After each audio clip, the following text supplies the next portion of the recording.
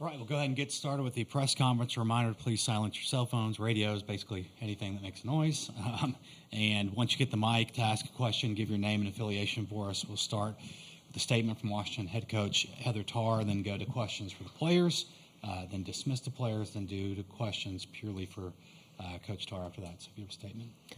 Well, I just have to say congrats to Stanford, one, on a great season, but two, for winning today.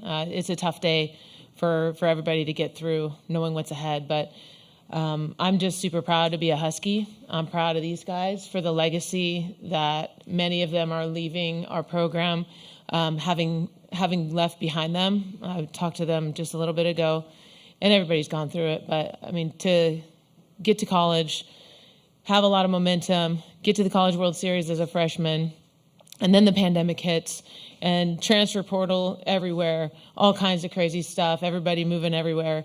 And for the ones in our program that stayed and really, really led our program, I'm just proud of them. I'm proud of them leaving the program better than when they found it, which was a really hard thing because these guys came in when we were on our third College World Series appearance. But how we got here, you know, we were pretty sad in the locker room, more so just, you know, the seniors being done. We have an amazing 4-year team manager, Carter Pierce.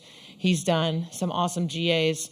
You know, in this season, the team, you know, adjourns, unfortunately. But I'm just proud to be a dog, and I'm proud to be associated with these guys. But we could have easily been done in regionals, and these guys are truly miracle makers. And I'm proud of them. I'm proud to stand with them.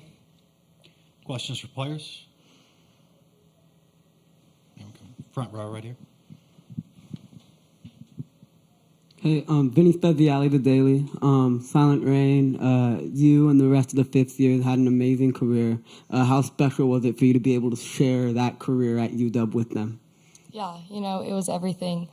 My fellow fifth years, we pretty much grew up together. You know, we started at the World Series, and we were just saying how cool it is that we're getting to end our career at the World Series. But, you know, like Coach Tarr said, we're just trying to leave this program better than we found it, and we stayed all our 5 years to do that and made sure that that was done. So I hope we did that. Ruby, you had a phenomenal game. You had a phenomenal freshman campaign. How do you feel about the future of this program, knowing that you and the rest of the freshmen are going to be around for a while? Sorry, this is really hard, but this rookie class I'm just like so grateful that I get to be with these three and that we came in together and we're going to stay here for the next 3 together. And the future is really, really bright. We have some amazing, amazing girls, and I know we have a really good class coming in. And yeah, I'm just really grateful to be a dog. Yeah. More questions for right here, second row. Today, you were getting ahead of hitters. I mean, just looked a lot different today than maybe it did the first two. You just, you know, walking people. Did you feel a lot better today, or was it just a...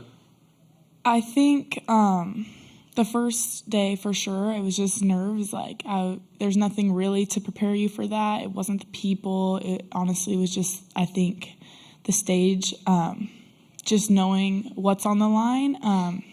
But today, I just, like, knew that in order for us to win, I couldn't give up and more than a run or none, but because Nigeri is like an amazing pitcher, so that was just my goal, and I just wanted to do it for the rest of the team. So is it harder when you go 0-0 because you know one mistake could be into the game, or is it easier in that situation?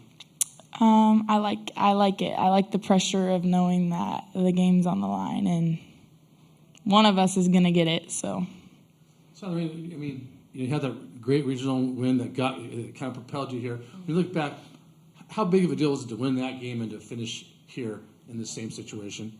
Yeah, you know, we knew that we weren't done in regionals, and it got down to the wire, but we pushed through, and here we are.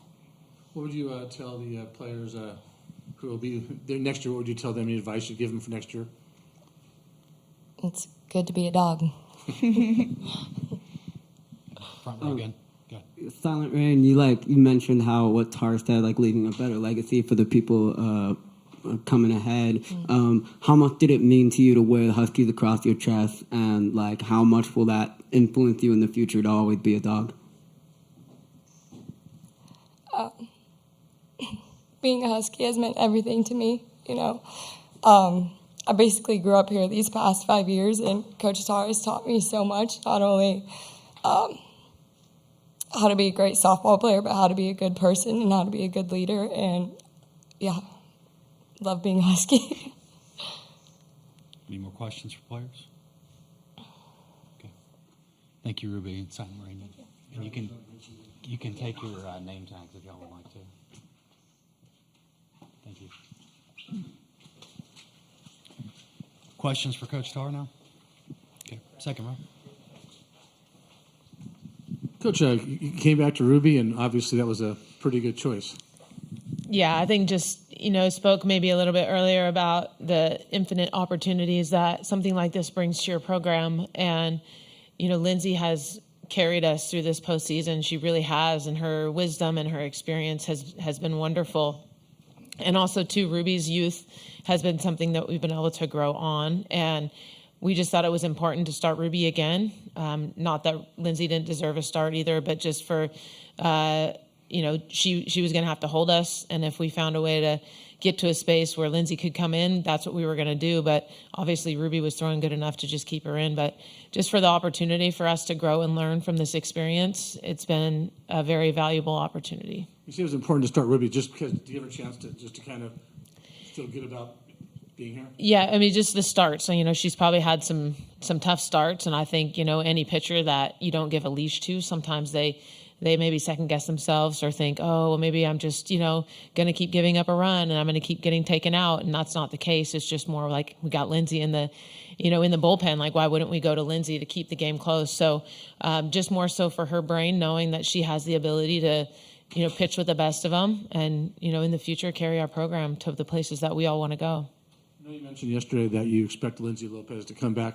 What about the other seniors who could be next group of seniors? Yeah, I think just we have 3 that are still deciding on what they're going to do, and that's up to them, us a little bit. But I just think, it's taught us a lot about the super senior retention. It's a challenging experience to be out of place for 5 years. Of course, it's wonderful when you leave and you're finished at the College World Series, but some of them have to extend their academics. At the University of Washington, it's not easy to get into a grad school program that you love. So sometimes you're just hanging on for the opportunity to play. And, sometimes as an athlete that's female, sometimes that's hard to do. So I think we've learned a lot about how to nurture that 5th-year senior, but also to, at some point things have to turn over and there's futures and new people that you get to grow and you get to develop. So, of course, it's going to look a lot different next year without at least the super seniors. But as a program, it's a great opportunity for us to just continue to build and continue to have those guys build Husky softball for us, like Ruby Malin's and Sid Stewart's, Lana Johnson's, and Brooklyn Carter's. Last question. How optimistic are you for the future? Losing in it, lost some 5 pretty key players. Yeah, I think just what I told the team was the leadership style and how they learned to lead as a group was fantastic. And the model that they led by and how we like the model to go, they really showed the younger ones that's how it's done. You lead selflessly, you lead with humility, you don't bully people, you nurture people behind you. And they did a really good job of trying to find a way to keep the teammateship greater than friendship, and that's a hard thing to do for anybody. Of course. Good. Front row. The great careers of the 5th years have come to an end, but all of them left a lasting legacy. What did it mean to you as a manager to be able to coach each and every one of them, and how will they impact you in your future? I think the 3 that specifically graduated yesterday, it was Maddie Husky, Silent Rain, and Megan Vandegrift. It was a pretty cool thing to see them through that whole grad program. Sammy Reynolds still continues with another year, and she'll be on our coaching staff next year. But just to see that group through, watching them come in here, and Maddie Husky and Silent Rain starting, and Sammy Reynolds starting in our lineup as freshmen, thinking like, they were in Sydney Stewart's shoes. They were clueless sometimes, like, where am I? What am I doing? And how do I hit it at this stage? And now to see them, like, they're refined, they're confident. It just gives you hope when you develop younger ones. There's a model, so we're just proud of them, excited to try to do it better than they did it next year. Speaking on that, those freshmen had such an incredible opportunity to have so many fifth years with that experience. How do you think that's really going to help the future of this program, and what are your thoughts on the future of the program? It was a pretty symbiotic relationship between the olders and those youngers, and I think, the older ones appreciated that youthful energy, and then the younger ones, they looked up to those women like, they were their big sisters. So it's a pretty cool thing that they get to leave behind and that we get to create with a very young group looking forward next year. Okay, I think we have one on Zoom from Eric Lopez, and that should wrap things up. Okay.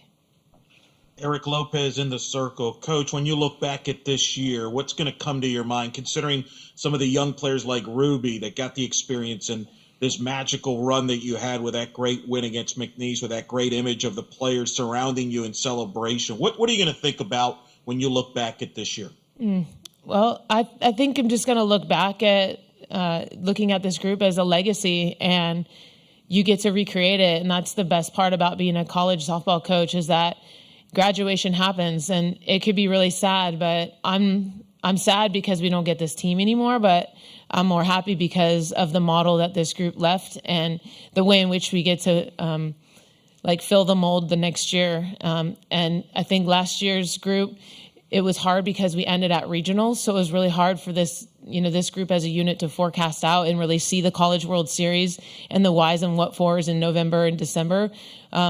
But for that matter, we know what this looks like. We know what this feels like. And there was a lot of upset people, and it was upset because we think we fell short of our goal. And so now we get to go into the rest of June framing that, talking about that, and every single thing we do can be this end in mind. And so we always start with the end in mind, and this is where we ended, and that group gets to lead from this point, and we're so excited about it.